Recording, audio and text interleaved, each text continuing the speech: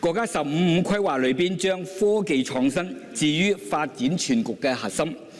明確支持我哋香港要建設國際創新嘅科技中心。呢個對我哋嘅信任，亦都係對我哋嘅鼓舞，對香港嘅未來發展嘅投下最有信心嘅一票啊！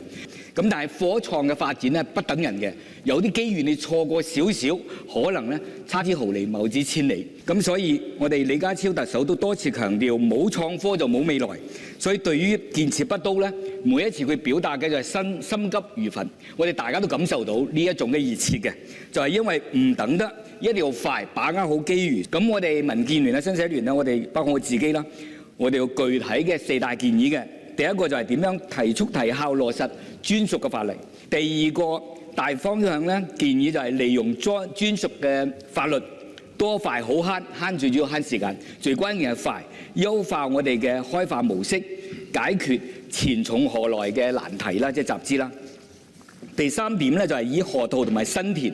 當然可能啊局長仲有其他嘅設計啦，就係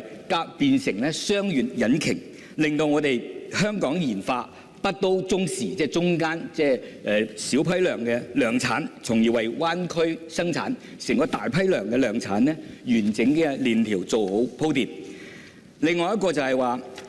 第4點咧，就係以電算碳一體化能源體系支撐我哋成個香港北部都會區多快好咁嘅發展。